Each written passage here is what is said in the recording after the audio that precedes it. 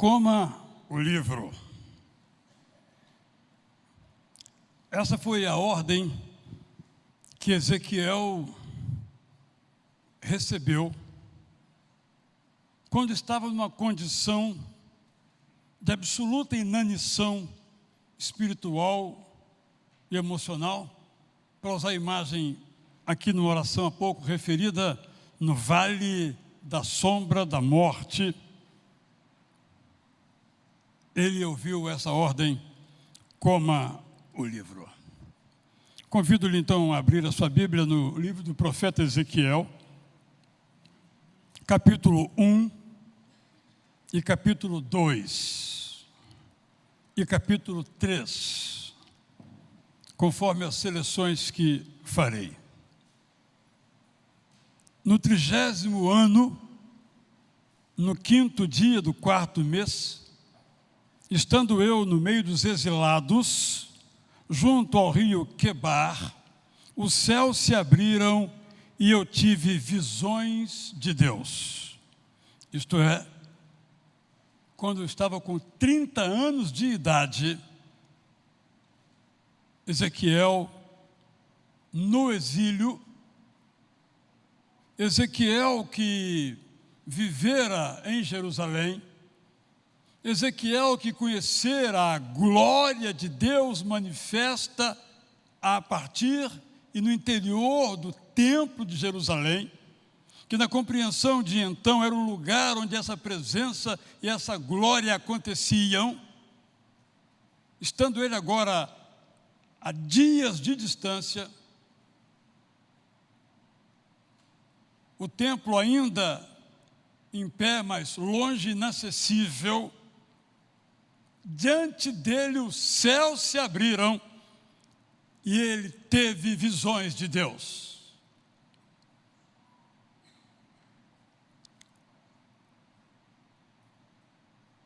Ele discorre sobre esta glória divina e diz no verso 28 do capítulo 1 ainda: esta era a aparência da glória do Senhor. Ao ver isto, caí com o rosto em terra e ouvi a voz de quem falava. E no capítulo 2, verso 1, ele diz: esta voz me disse, filho do homem. Uma expressão que aparece 200 vezes na Bíblia, a maioria delas mencionada por Jesus, indicando a sua natureza humana. Aqui é filho de Adão, filho de Adão, um igual a Adão, feito do pó na sua fragilidade. Fique em pé. Mesmo um exilado, mesmo alguém no vale da sombra da morte, podia ficar em pé. Nós sempre podemos ficar em pé. Mesmo na tristeza, na desolação, na decepção, seja ela de que origem for. Enquanto falava comigo, o Espírito entrou em mim, uma imagem para dizer que tomou conta de mim e me fez ficar em pé. Fica em pé, mas ele não ficou. Não tinha condições, fraco, abatido, desanimado, derrotado, destruído, longe da glória de Deus, impossível ficar em pé, não conseguia, sua cabeça não se levantava. Mas o Espírito, ao adentrar a sua alma, o fez ficar em pé e ouvia aquela voz que falava comigo. Nessas horas, experimentamos o quê? O silêncio de Deus. Mas como Ezequiel, nós podemos ouvir a voz de Deus. E o que essa voz diz? Filho do homem, eu vou enviá-lo aos filhos de Israel, às nações rebeldes que se rebelaram contra mim. Ele e os pais deles se revoltaram contra mim até precisamente o dia de hoje. Os filhos têm a mente fechada e o coração endurecido, mas eu vou enviá-lo até eles e você lhes dirá: assim diz o Senhor Deus. Eles, quer ouçam, quer deixem de ouvir, porque são casa rebelde, ou são gente dura na queda, saberão que um profeta esteve no meio deles. Filho do homem, não tenha medo deles, nem do que eles disseram. Mesmo que você esteja entre sarças e espinhos, e more com os escorpiões, não tenha medo do que eles disserem, nem se assuste com o rosto deles, porque são casa rebelde. Você lhes dirá: as minhas palavras, quer ouçam, quer deixem de ouvir, porque são rebeldes. Fica sabendo. Ouça o que eu lhe digo, não seja rebelde como essa gente. E aí vem uma instrução totalmente absurda. Deus nos diz coisas, às vezes, humanamente falando, absurdas. Abra a boca e coma o que eu vou lhe dar. Se lembra de Abraão? Deus lhe disse: sai de onde você está e vai para uma terra que eu ainda vou mostrar. Diferente do pastor Cláudio e a sua família, que foram para Portugal, mas ele sabia o mapa, a cidade, suas filhas também, tudo encaixadinho, tudo bonitinho. Aí é moleza. Passaporte, tudo certo, dinheiro no bolso, espero, né? Mas Abraão não. Vai para uma terra que eu vou lhe mostrar. É absurdo isso, gente. Como é que você vai para uma terra que você não sabe onde é? Nesse contexto, abra a boca e como que eu vou lhe dar?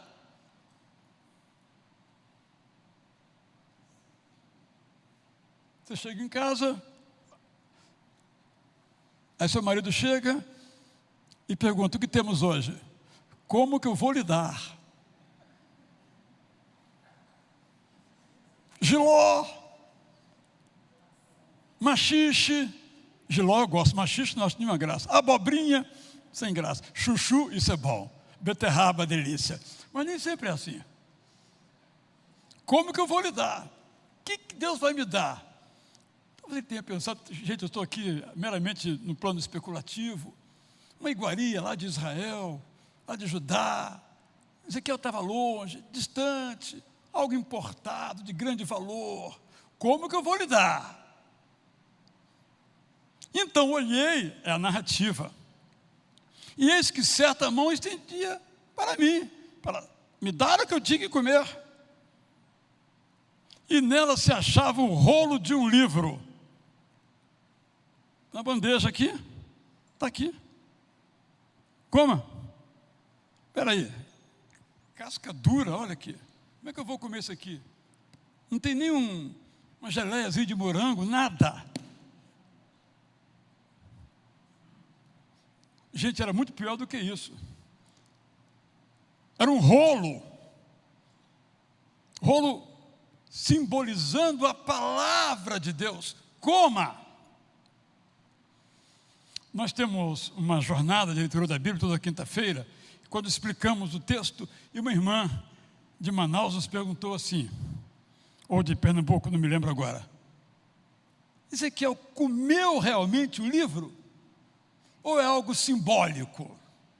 Nós não temos nenhum elemento para achar que foi simbólico.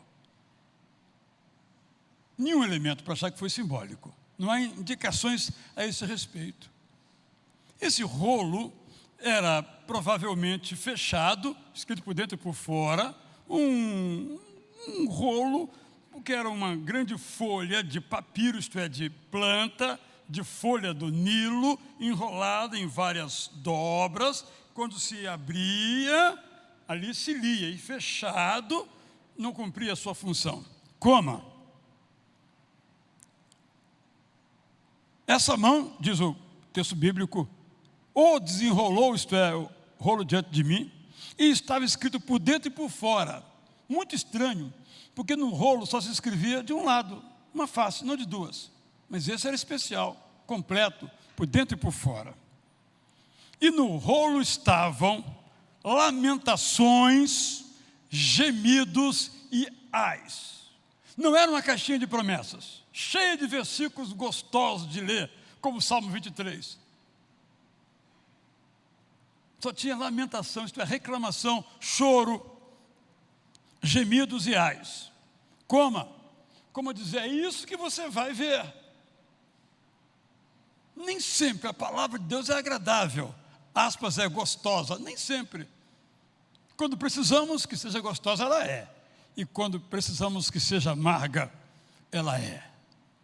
Mas é para o nosso bem sempre.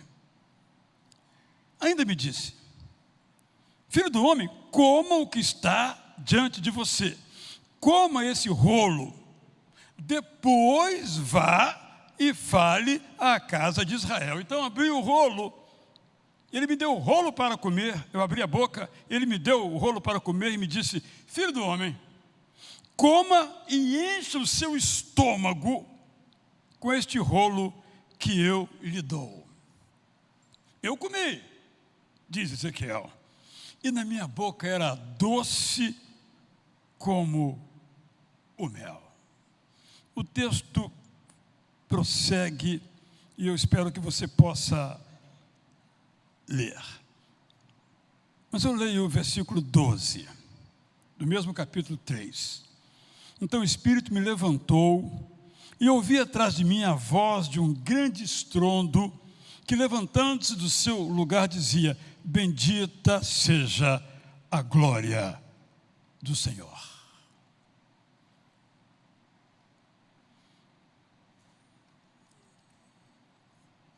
Cada era tem aquilo que se chama de sumo bono ou sumo bem, aquilo que é mais valorizado.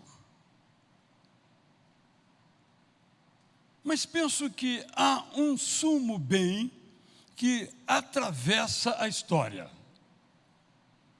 É a glória. Não sei quem está acompanhando os jogos atléticos, Campeonato Mundial de Atletismo em Eugene, Oregon, e dá para ver o slogan do evento. Feel the glory. Sinta a glória. De fato, eles lá, por alguma razão, premiam, colocam a medalha de ouro, prata ou bronze no atleta imediatamente após o feito.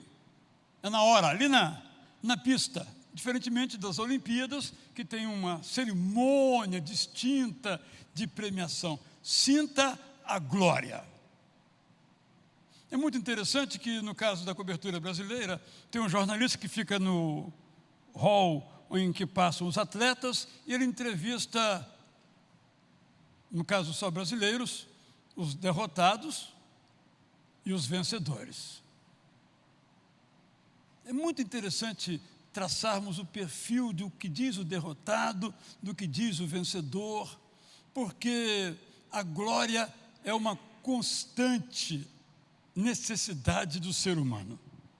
Quem elevou isso aos píncaros foram os gregos e os romanos, em que as pessoas eram capazes de morrer pelo imperador. Era uma glória morrer pelo imperador. Por isso a gente vê aquelas lutas nas arenas específicas. Como é que a pessoa entra ali e sabe que vai morrer? Mas vai morrer em glória. Penso que essa ideia da glória também é constante e nos alcança. O povo de Israel tinha a perspectiva de que a glória do povo era a presença de Deus, que era a glória de Deus. E Isaías capítulo 6, texto que nós todos conhecemos, descreve muito bem isto. Todos queremos a glória do Senhor.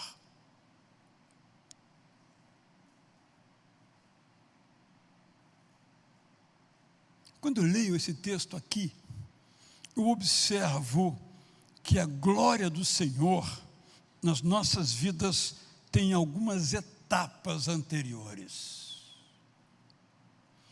Lembremos-nos que os ouvintes e ou leitores desta profecia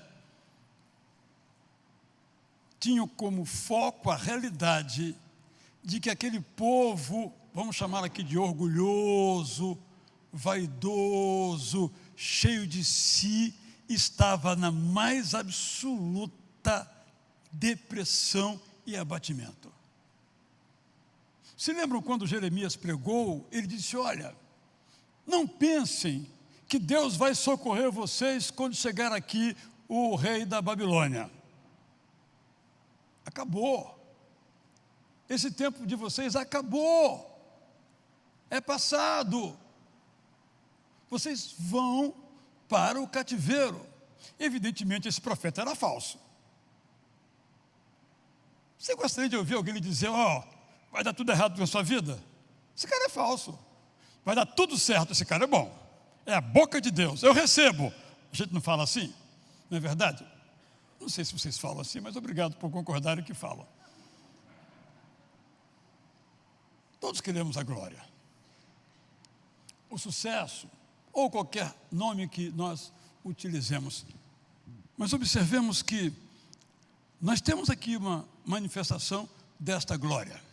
Na verdade, o capítulo 1 começa com a glória de Deus. Esse capítulo ininteligível, com imagens as mais extraordinárias aqui, pessoas com vários rostos. É nesse contexto da glória de Deus, não da dificuldade, que Ezequiel é chamado. Mas quando ele é chamado para falar da glória de Deus que ninguém mais via, porque a glória de Deus ficou em Jerusalém, segundo a crença daquelas pessoas. Ezequiel então é chamado. Esse é o ponto que eu quero realçar. Deixei de lado aqui todo o meu planejado sermão. Vamos nos ater então a esse aspecto apenas da glória de Deus. Nós experimentamos a glória de Deus quando nós, experimentando as agruras da vida, as amarguras da existência, nós nos voltamos para Deus como aquele que sabe e pode todas as coisas. A glória, portanto, é uma antítese da miséria. É sinal de presença, sinônimo de glória. Nós podemos nos contentar com a nossa glória, nosso sucesso, o nosso bem-estar, tudo funcionando bem. E não há nada de errado nisto, devemos celebrar e agradecer. Mas quando experimentamos, nos termos do Salmo já mencionado, o vale da sombra da morte, devemos saber que a glória está diante de nós. Se lembram quando o profeta Eli, como está no livro de 1 Samuel, enfrentou um grande revés e parte de sua família morreu? Uma de suas noras disse: Icabod,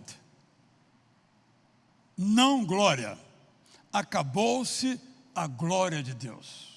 Quantos de nós, nesse momento, quem sabe, ou em algum outro momento do passado, ou quem sabe do futuro, experimentamos esse Icabod, não há glória, não há graça nenhuma na vida, não há graça nenhuma nos relacionamentos, não há graça nenhuma no trabalho, não há graça nenhuma na igreja, não há graça nenhuma dentro da nossa própria alma.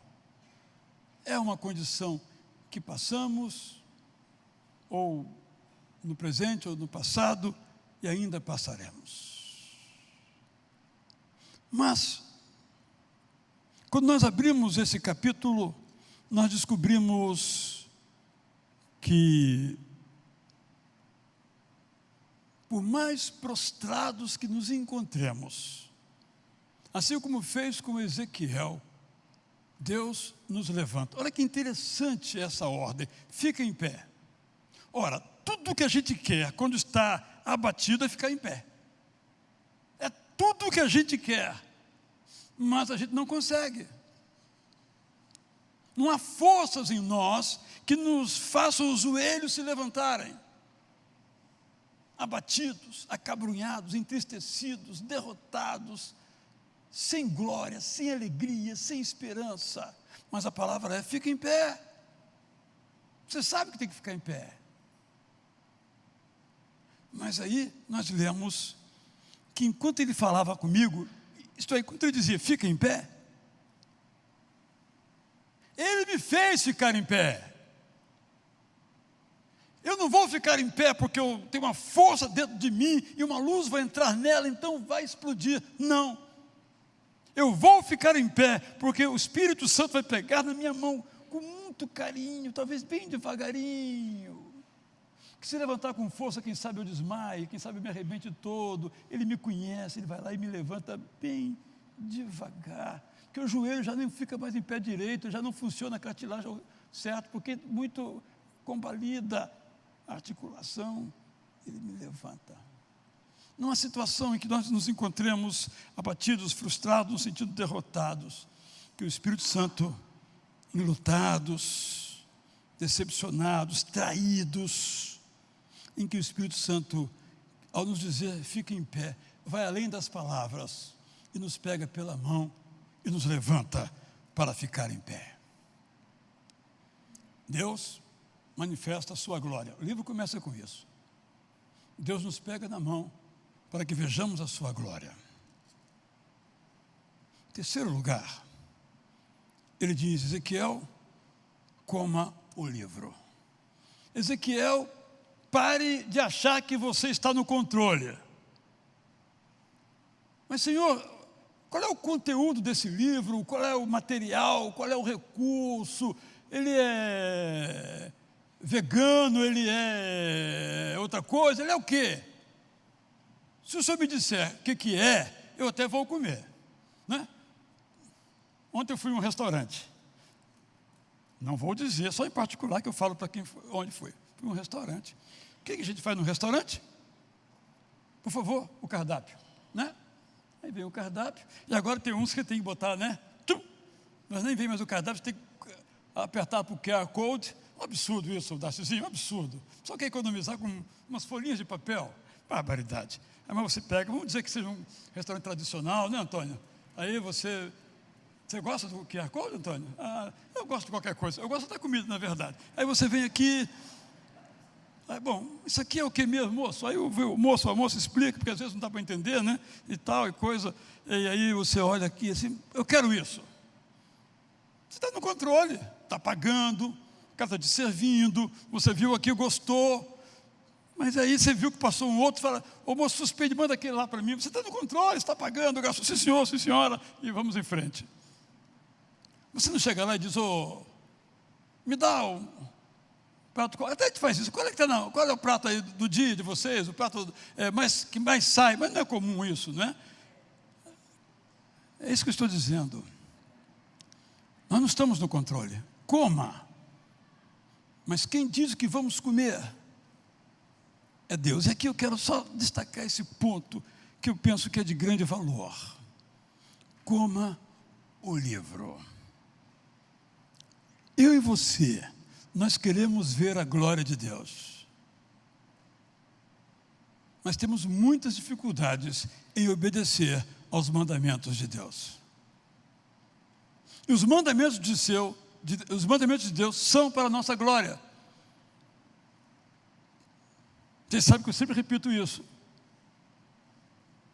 Os mandamentos de Deus são para a nossa glória, entendido como bem-estar, como alegria, como felicidade.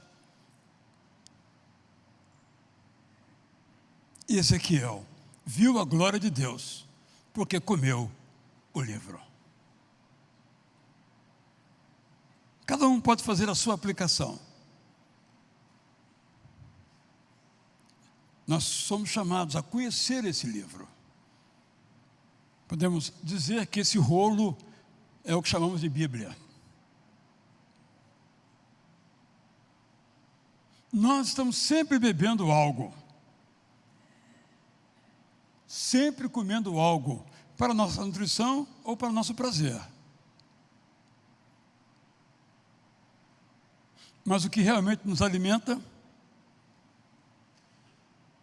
é a palavra de Deus. O que realmente nos mostra quem é Deus é a sua palavra. Quem nos revela a glória de Deus é o que Ele nos legou. Mas aí, eu, Israel, quero ver a glória de Deus. Mas do meu jeito, entende? Como eu acho que deve ser. Mas a glória não é de Deus? Então o que Ele diz que eu devo fazer, se eu sou um cara minimamente inteligente, é o que eu vou fazer. Se eu sou alguém que procura o caminho de uma vida íntegra com Deus, é o que eu vou fazer. Eu tenho me alegrado muito em ver tantas pessoas lendo a Bíblia. Eu tenho me entristecido muito por ver tantas pessoas que não leem a Bíblia, dentro e fora das igrejas. Quem não lê a Bíblia não vê a glória de Deus. Não há outra possibilidade, porque é nela que essa glória se mostra. É através dela que nós chegamos a Deus. Esse livro do profeta Ezequiel é um livro aparentemente difícil, cheio de imagens, cheio de poesia, mas quando você começa a ler, ele vai se descortinando diante de você. E se você ler então em voz alta, ficará muito mais claro então para você. Tem sido nossa experiência.